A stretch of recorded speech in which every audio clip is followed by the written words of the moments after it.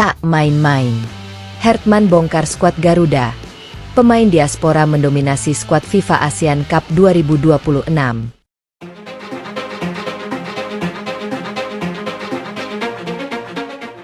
Tensi di internal timnas Indonesia semakin memanas menjelang bergulirnya FIFA Asian Cup 2026 yang dijadwalkan berlangsung pada 21 September hingga 3 Oktober 2026 di Jakarta dan Bandung.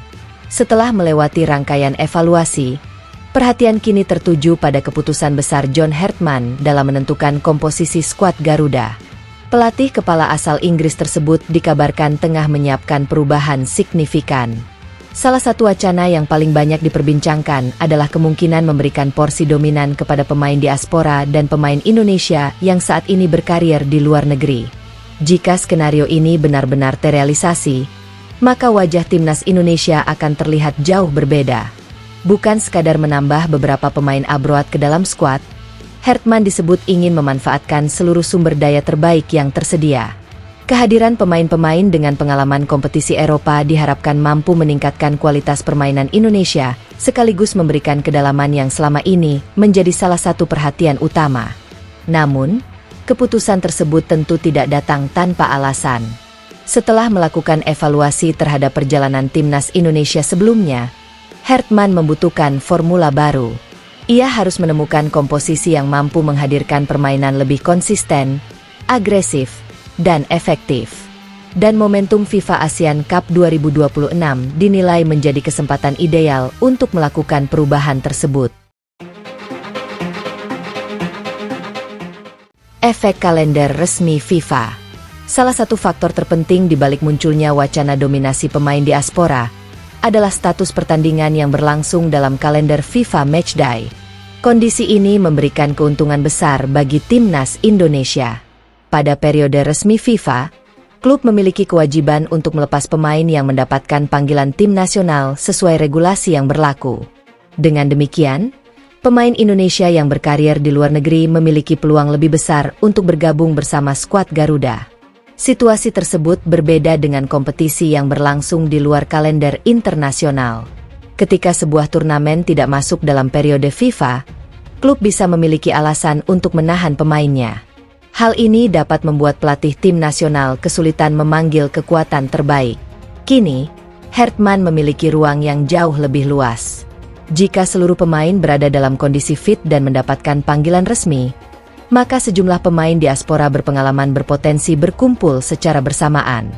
Nama seperti Jai Itzes, Kelvin Verdong, Emil Audero, hingga Ula Romeni menjadi bagian dari sederet pemain yang menarik perhatian.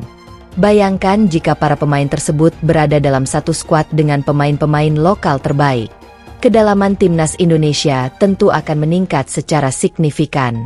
Potensi 15 lebih pemain diaspora. Rumor mengenai kemungkinan hadirnya lebih dari 15 pemain diaspora membuat situasi semakin menarik. Jumlah tersebut tentu masih harus menunggu daftar resmi. Namun secara teori, ketersediaan pemain abroad dalam periode FIFA memberikan Hertman kesempatan untuk membangun skuad dengan pilihan yang jauh lebih banyak. Pelatih tidak lagi hanya mencari pemain berdasarkan kebutuhan minimum. Ia dapat memilih berdasarkan karakter permainan. Jika membutuhkan bek tengah yang kuat dalam duel udara, Hertman memiliki beberapa opsi.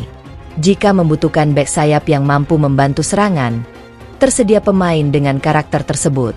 Jika membutuhkan gelandang yang mampu mengatur tempo, ia juga memiliki pilihan dari pemain yang berkarir di luar negeri maupun kompetisi domestik.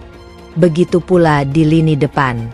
Dengan banyaknya pilihan, Hertman dapat menyusun komposisi berdasarkan lawan yang akan dihadapi. Hal ini sangat penting dalam turnamen regional, karena setiap pertandingan memiliki karakter berbeda. Melawan tim yang bertahan dalam mungkin membutuhkan pemain dengan kemampuan membuka ruang. Sementara menghadapi lawan yang bermain agresif, membutuhkan pemain yang cepat dalam melakukan transisi. Kedalaman skuad membuat Hertman memiliki fleksibilitas lebih besar.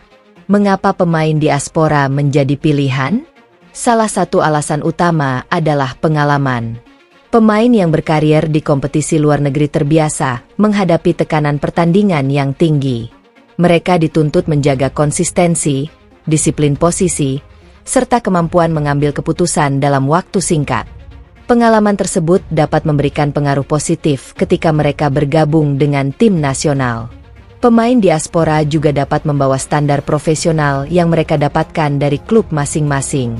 Mulai dari intensitas latihan, pola pemulihan fisik, kedisiplinan, hingga pemahaman taktik. Jika standar tersebut berhasil ditularkan kepada pemain lainnya, kualitas keseluruhan tim dapat meningkat. Namun, Hartman tetap harus memastikan bahwa kehadiran mereka tidak hanya menghasilkan kumpulan individu berkualitas. Sebab sebuah tim nasional membutuhkan kerja sama.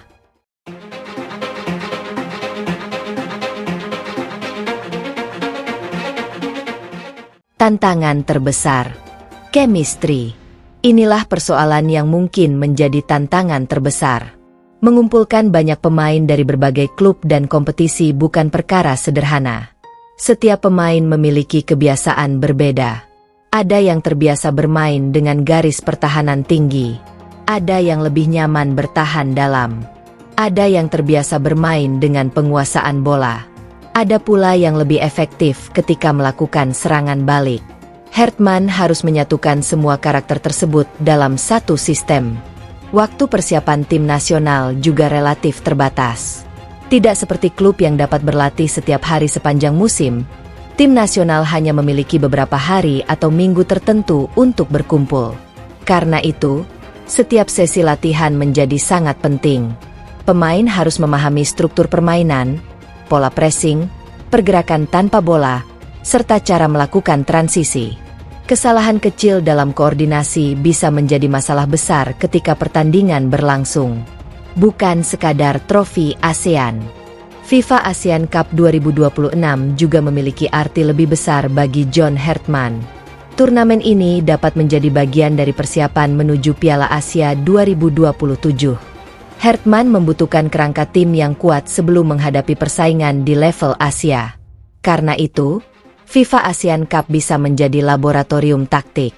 Ia dapat menguji formasi, kombinasi pemain, pola pressing, serta kemampuan tim menghadapi berbagai karakter lawan. Jika eksperimen berhasil, Indonesia akan mendapatkan modal penting menuju Piala Asia. Jika tidak, Hartman masih memiliki kesempatan melakukan evaluasi dan perbaikan. Menuju skuad akhir 26 pemain. Dengan begitu banyak pemain yang tersedia, persaingan menuju daftar akhir 26 pemain dipastikan sangat ketat. Ada pemain yang mungkin memiliki reputasi besar tetapi tidak sesuai dengan kebutuhan taktik. Ada juga pemain yang kurang populer tetapi justru memiliki karakter yang sangat dibutuhkan Hartman.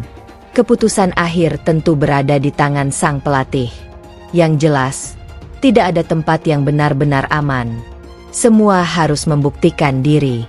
Dan kondisi inilah yang membuat persiapan menuju FIFA ASEAN Cup 2026 semakin menarik untuk diikuti. Era baru Garuda?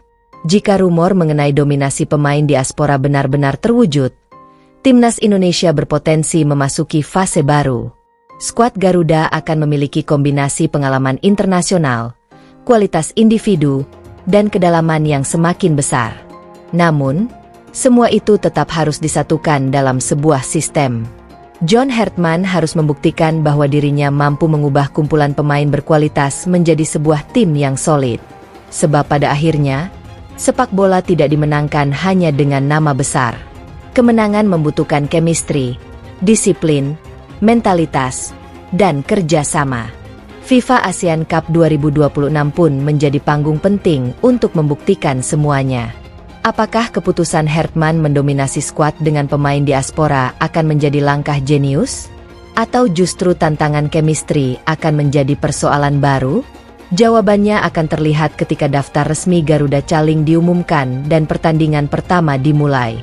Satu hal yang pasti, jika para pemain diaspora terbaik benar-benar berkumpul di Jakarta dan Bandung, maka persaingan ASEAN akan semakin panas. Garuda datang bukan sekadar membawa nama besar. Garuda datang dengan ambisi besar untuk menjadi penguasa Asia Tenggara.